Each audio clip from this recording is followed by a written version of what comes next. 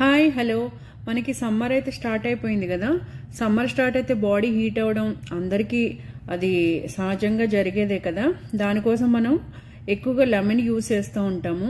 Lemon కన్నా ఫాస్ట్గా మన బాడీ కూల్ అవ్వాలంటే ఇన్ కేస్ మనం బయటకు వెళ్ళి వచ్చినా బాడీ హీట్ అనిపించినా మనం ఈ కర్బూజా జ్యూస్ తాగితే బాడీ అయితే ఇమీడియట్గా కూల్ అయితే అవుతుంది.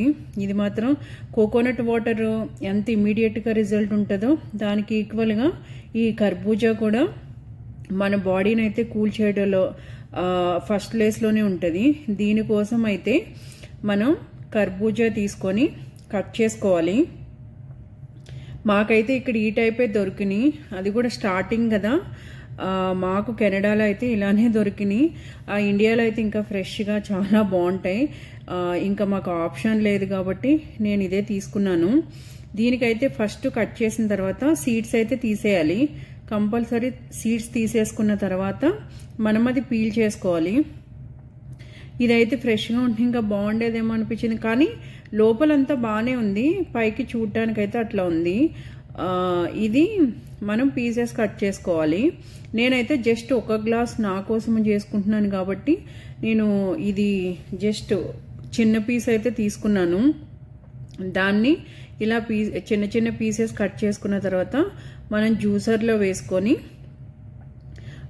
మనం ఇప్పుడు దీన్ని మిక్సీ చేసుకోవాలి.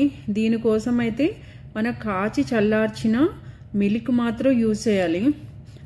అవి అయితేనే ఇది అవుతుంది. కొంతమంది పచ్చిపాలు వేస్తారు, అసలు జ్యూస్ అయితే బాగోదు, టేస్ట్ కూడా అదో రకంగా ఉంటుంది.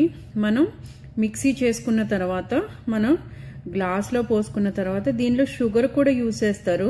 నేనైతే షుగర్ యూజ్ చేయను. చెప్పాను కదా ఇమ్మీడియట్గా మనకి బాడీ ఎనర్జీతో పాటు కూల్ అవడంతో పాటు ఎనర్జీ కూడా రావాలని, అందుకని నేనైతే హనీ అయితే యూజ్ చేస్తాను. ఎప్పుడు ఏ జ్యూస్లో అయినా మోస్ట్ ఆఫ్ ద టైం నేనైతే హనీని ఎక్కువ ప్రిఫర్ చేస్తాను. ఇది ఆప్షనల్ అనమాట. ఎవరికైనా కావాలి అంటే కనుక షుగర్ కూడా యూజ్ చేయొచ్చు. దీనికి మనకు కావాల్సిన డ్రై ఫ్రూట్స్ వేసుకొని మనం తాగితే ఇమీడియట్గా మనకి ఎనర్జీతో పాటు బాడీ అయితే తప్పకుండా కూల్ అవుతుంది.